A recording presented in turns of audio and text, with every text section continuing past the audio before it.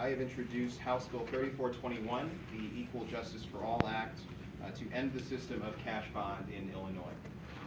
The presumption of innocent until proven guilty is a cornerstone of the American judicial system.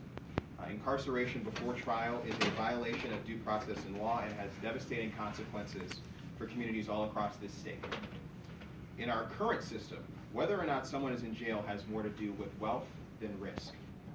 Our jails have become, as President Preckwinkle has often said, the intersection between racism and poverty in this state and in this country. The time to end this discriminatory and wasteful practice is right now. 95% of people in Cook County Jail are awaiting trial, and 62% of them cannot pay money bond. We know that putting people in jail before trial increases their likelihood of committing future crimes, so it is not keeping us any safer. And unnecessary pretrial detention is a terrible waste of resources, costing taxpayers in Cook County, for example, more than $150 per day. Those are resources that can be spent on education, investments in jobs, and social services that would not only strengthen communities, but create the conditions in which crime would not happen as much in the first place. So House Bill 3421 does three primary things. First, it prohibits the use of monetary bonds in Illinois so that poverty is no longer the deciding factor in whether or not someone remains in jail while awaiting trial. Second, creates a presumption that people charged with nonviolent offenses are released on their own recognizance, and provision of pretrial services to increase court appearances by the accused. Third and finally, and this is important, it preserves judicial discretion to order detention or electronic monitoring for people found to have a risk of harming others. With that, I'm going to turn it over to Tyler Smith to share his testimony. I will be back at the end to take questions. Hello, everyone. To me, the bond system is not about justice. It's about money. Under the bond system, whether or not you're incarcerated depends on one thing: how much money you have in your account or in your wallet. I spent more than 8 months on house arrest just because I couldn't pay the full amount for my bond. The effect of that was I lost both of my jobs. My ability to go to school was diminished. I had to drop out because I didn't have no way to get to school, and other financial and other housing situations affected me and my family. So eliminating bond will increase employment and decrease the things that is going on in Cook County right now as overcrowdedness. So it affects not just me, not just one person, but it affects the whole family as in one whole. And that's all.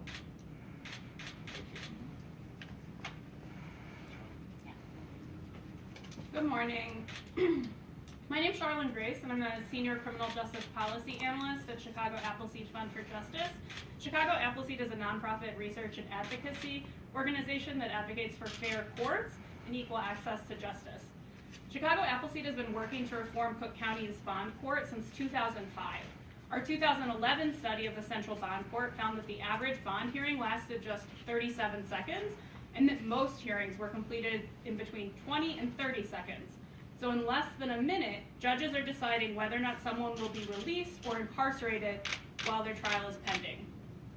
Felony cases in Cook County often take a year or more to resolve, and defendants who cannot pay their monetary bonds languish in jail at great cost to taxpayers and with terrible impacts on their own lives. Sorry. Even a few days of incarceration causes people to lose jobs and housing. Pretrial incarceration can result in loss of benefits and even lost custody of children.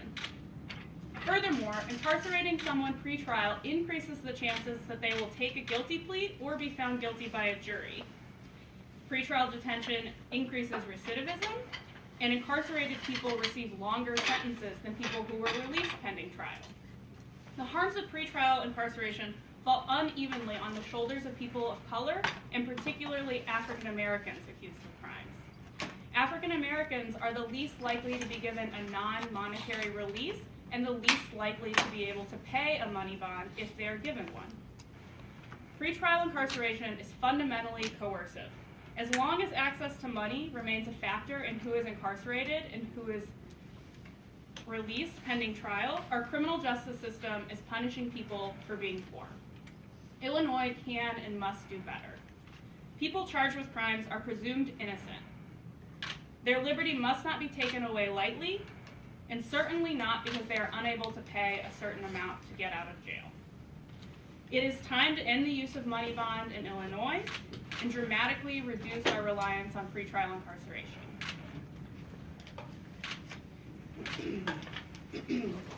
Good morning, everyone. My name is Sheila Garland. That's SHEILAHGARLAND. I'm with National Nurses United. So National Nurses United is here in support of House Bill 3421, the Equal Justice for All bill. We believe this bill will address the serious systemic issues that patients and inmates in our jails face. A key issue of interest for the nurses in this bill is that it seeks to address long-standing issues of lack of access to mental health and addiction healthcare services. Cook County holds the record for being the largest facility for holding the mentally ill and people with addictions. This practice exists in large part because of long-standing issues of racism and economic violence and injustices in communities, particularly of color. But primarily this exists when access to public mental health and public mental addiction care services were closed and privatized, most notably under the Reagan years. Criminalizing mental health and addictions, as one can imagine, only serves to exacerbate other health care and societal issues, such as increases in violence and physical and sexual assaults in the very jails to which these patients are confined. Far too many patients end up being not only mistreated, but could potentially lose their very lives because of unjust lockups, rather than being treated with mental health services and the necessary care they need to be restored to full health and live a life of dignity so that they can contribute to their communities. In conclusion, we must strengthen our healthcare system and bring good jobs to people who have too long felt the repression of the current, should I say, injustice system. And today, I speak for the nurses and the other workers that serve in our jails and our hospitals who believe that the way we have practiced criminal justice in this county and in this state and indeed in this country has failed. Today is an opportunity to start a new round for a bold and righteous vision for justice and equality.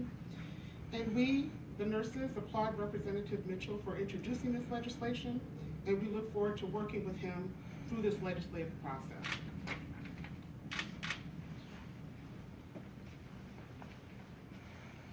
Good morning. I am Reverend Dwayne Grant, pastor of Experience Church with an X. I pastor in the community of Inglewood.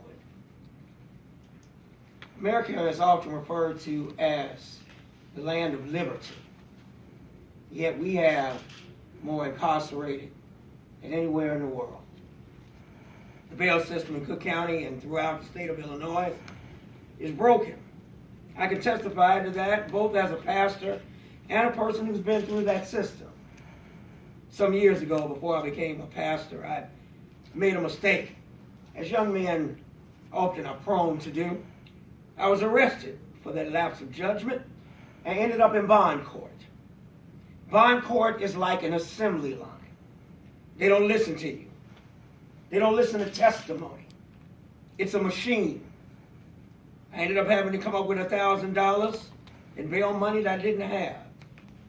So I spent weeks in jail while my wife worked on getting the bail money together. I have 5 daughters, including twins, that at that time ranged from ages 9 to 12. 9 to 21. So my wife was left caring for all of them, plus making ends meet while I was working. And she was working as hard as she could to come up with the money. I sat in that jail for 24 hours a day facing threats because I refused to claim a set, a gang faction, or an affiliation. Now as a pastor, I see that there are thousands of people in our communities who sit in jail, though they have not been convicted of a crime, but because they cannot afford bail. Often they lose their jobs. Sometimes it puts their families in jeopardy, and it forces them into a deep downward spiral. This, friends, does not make our community safer. I've been standing up for gun violence in Inglewood and throughout Cook County for years. But a criminal justice system that destroys lives, it just makes them more desperate. And you know what? Desperate people do desperate things. We need to address the root causes of crime and violence, which are injustice and inequality, rather than just lock up poor people. Isaiah 1:17 says, learn to do right, seek justice, defend the oppressed, take up the cause of the fatherless, plead the case for the widow. As a child, I remember placing my hand over my heart, saying, one nation under God, with liberty and justice for all. All does mean all, doesn't it? Thank you. With that, I will open it up to questions. If you could just identify your outlet, because I don't think I know everybody's names, give me your name and your outlet.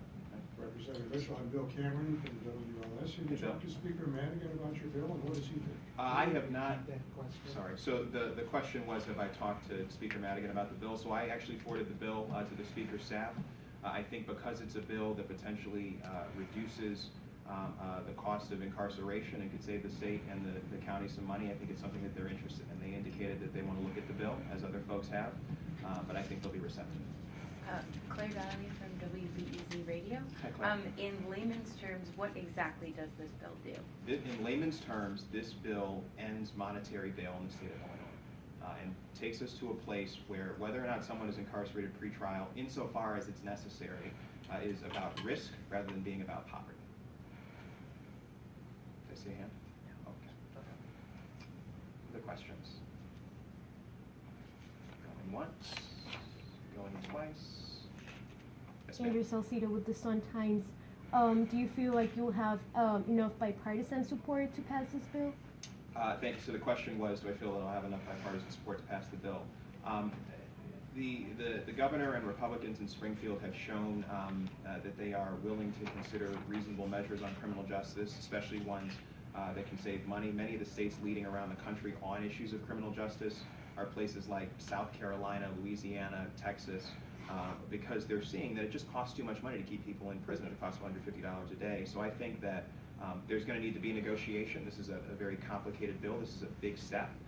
But we wanted to start by laying down a marker for justice. And I think that I welcome input from my Republican friends, and I think there's a lot of reasons for this to be a bipartisan bill. Anyone else? Thank you for the time.